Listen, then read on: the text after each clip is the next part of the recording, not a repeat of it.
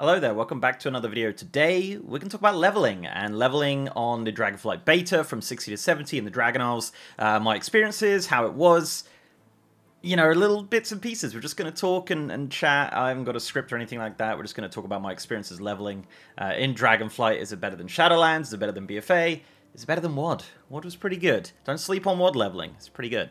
But before we jump into that, I just want to shout out my Twitch, twitch.tv/MrGM. If you want to see me streaming World of Warcraft, Dragonflight Beta, Wrath of King Classic, any sort of World of Warcraft, I'm over on twitch.tv/MrGM every single day. Okay, so yeah, obviously right now on beta, as of today, you can't get a level 70, so you have to level from level 60 to 70. They did add character copy, which was really nice as well, so I could copy my hunter from retail, have that kind of increased item level, and be able to smash through my leveling experience.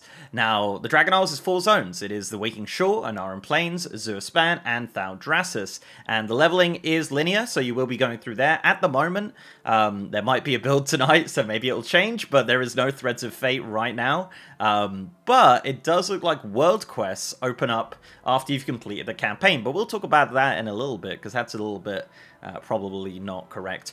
But yeah, 4 zones, 10 more levels, obviously talent points and things like that as you level up, and of course changing gear. Now my item level on retail is around about 284, and I wasn't starting to replace any gear until probably like level 65 plus, maybe even 67 or something like that. It was quite late in the game before I started replacing gear. However, it's beta, you know, I think a lot of the itemization and things like that isn't quite sussed out yet, so I wouldn't take that as gospel. That's just my experience so far. Now, I did it in pretty much the first build of the beta as well, so obviously things have changed since then. But in my experience, you need to do the side quests. If you just do the campaign, which is a run I did before on Alpha, you are not going to hit level 70. You're probably going to get to like 68 from just doing the campaign. However, there are blocks, similar to Shadowlands, where you need to get to a certain level to continue the campaign. I think the first one that I encountered personally was in the Azure Span. I think I needed to get 66, and then at the very end, I needed to get 68 to finish off that final chapter of Thaldraszus.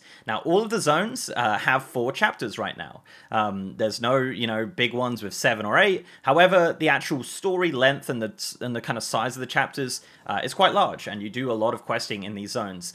But as of right now, in my experience, you do need to do side quests, which is fine, I guess. But yeah, some of them, you know, you kind of go off on a tangent. There's entire kind of like camps and things that are full of side quests with nothing to do with the campaign, which is kind of fun. But yeah, it is a little bit annoying when you do hit that kind of like, you know, you're going through the questing and you're having a really good time, and then you're like, all right, shoot, I've got to go back and do side quests, which is a bit rubbish. But again, it is the first build of beta. It's something that's going to get fleshed out and changed a lot. There wasn't really any bugs though. I got to say, there wasn't really a lot of bugs. When I did it on the alpha, we hit a really annoying phasing bug and we couldn't go any further. But in this experience, in this run that I did, it was smooth sailing. No issues at all, really. Pretty decent, pretty smooth, pretty nice. So let's talk about the experience itself. So if you haven't watched my other video about getting to the Dragon Isles, there is no intro scenario. There's no intro scenario in Dragonflight.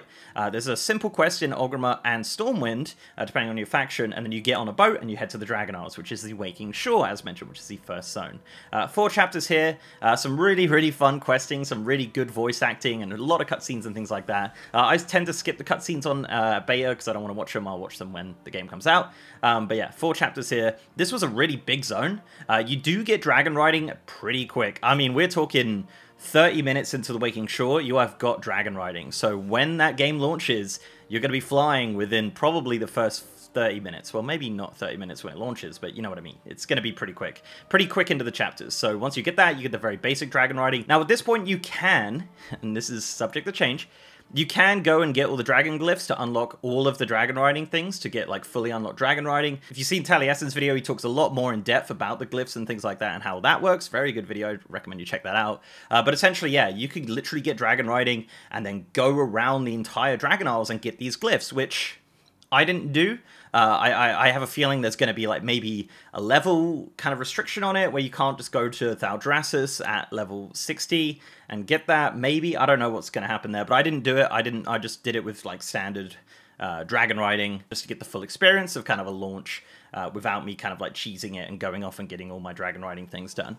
But yeah, Waking Shore was the first zone. Now the second zone you go to is the Ohn'ahran Plains. This is the one with the centaurs and the green dragonflight. Super great zone. It is so beautiful. Honestly, the skybox, it's amazing. It's green, it's fun, it's got some really good creatures there. Very, very big, really fun to dragon ride in, and just a solid story zone. This is one of the faster zones I did. We actually blasted through the Ohn'ahran Plains, and then you go into the Azure Span, which I believe is one of the biggest zones I've ever made. Now, this is where dragon riding really comes into its own. It's a great zone to dragon ride in. There are some fantastic quests here with the Tuskar, the Gnolls, the Kirin Tor. It's a great zone. And honestly, questing-wise and aesthetics-wise, Azure Span's up there, definitely. The questing in Azure Span is solid and really, really fun. You see some old characters that are coming back. Then you head to Thaldraszus and Valdrakken, which is the kind of final zone that you're going to go to, and where the city is. Valdrakken, as mentioned, is the city, and you do a few quests around there as well, and then you kind of go off into Thaldraszus and do some Bronze Dragonflight things with the best quest in World of Warcraft history, but yeah, and then all of the story culminates outside of the raid. Then obviously in normal times, you'll be ready for raiding and things like that. So it was a good experience, right? My overall experience of the leveling was really fun. I really enjoyed the questing. I think there's some interesting ideas there. You know, it's not just kill X amount of things, pick up X amount of things. Some really interesting quest ideas in there, some different stuff. Loads of voice acting, loads of cutscenes, which I think is really important, especially gets you really more immersed into the story. All of the voice acting is not in yet, because we are in beta, but it is slowly creeping in with every single build. And I think once we do that first run, it's going to be a lot of fun. Now, my issue is if they don't have a Threads of Fate, this is going to get really old really quick, especially on like your 4th or 5th run of the Dragon Isles. So hopefully they do add a Threads of Fate thing.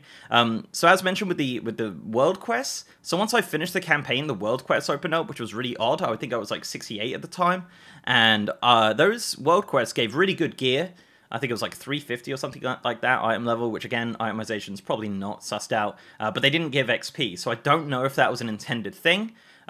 Perhaps the idea here is once you finish the campaign, you go into like a Threads of Fate style thing, where, you know, you can do side quests and things. One thing that also happened when I finished the campaign is the whole world scaled. So the Waking Shore, which is originally like 60 to 63 or something like that, went all the way up to the level that I was, which was 68. So I could go back to the Waking Shore and do those side quests at a level appropriate thing. Because if I did it during it, the quests go grey.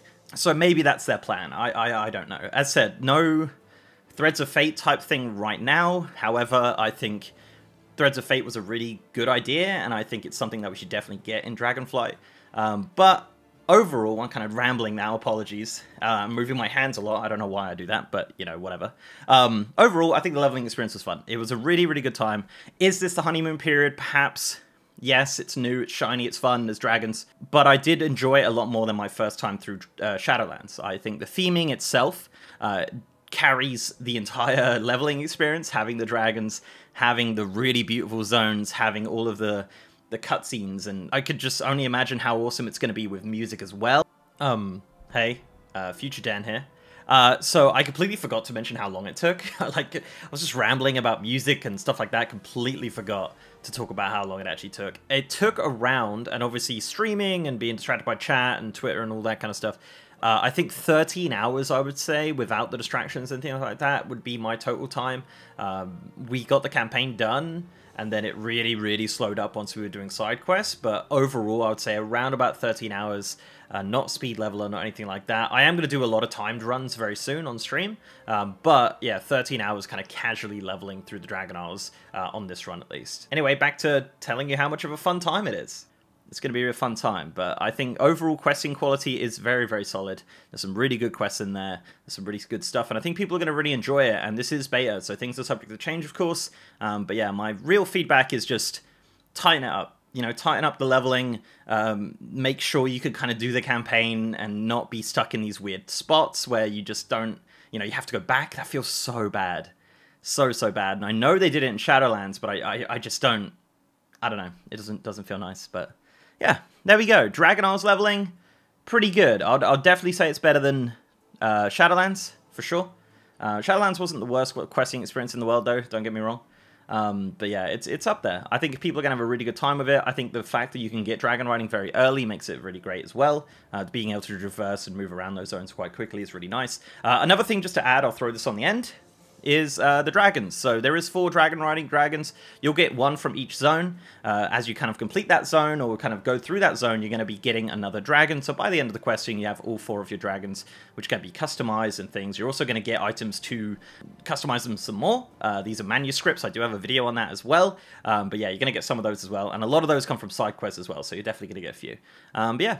Let me know, guys. Let me know if you're on beta and you've leveled through and what your experiences are. If you've seen someone level through beta, if you've seen me level through beta, let me know. I'm going to be doing it a lot. I'm probably going to be doing it several times over the next, couple weeks and months before we get into launch. So yeah, if you want to check it out, I'm going to plug that stream right now. Go check it out. We're going to be leveling a Drak there very soon. So yeah, guys, thank you very much for watching. Before I go, I'd like to give a massive shout out to my amazing patrons, YouTube channel members, and Twitch subs. You guys are awesome. And if you'd like to support the channel in any of those ways, links are down below. So leave a like on this video, guys, if you liked it, and subscribe if you haven't. If you like these talky videos, let me know as well. Yeah, I'd love to know your thoughts on that. But yeah, I also have a partner Discord channel with over 3,000 members. And as mentioned many times, I stream on Twitch, twitch.tv/MrGM. If you want to see me streaming Dragonflight Beta, Wrath Lich King Classic is coming up soon. We've been having a lot of fun on stream. I've been really enjoying the streams recently, and you guys hopefully have been enjoying it too. So if you want to check me out, guys, twitch.tv/MrGM every single day. And with that, guys, I'll see you next time.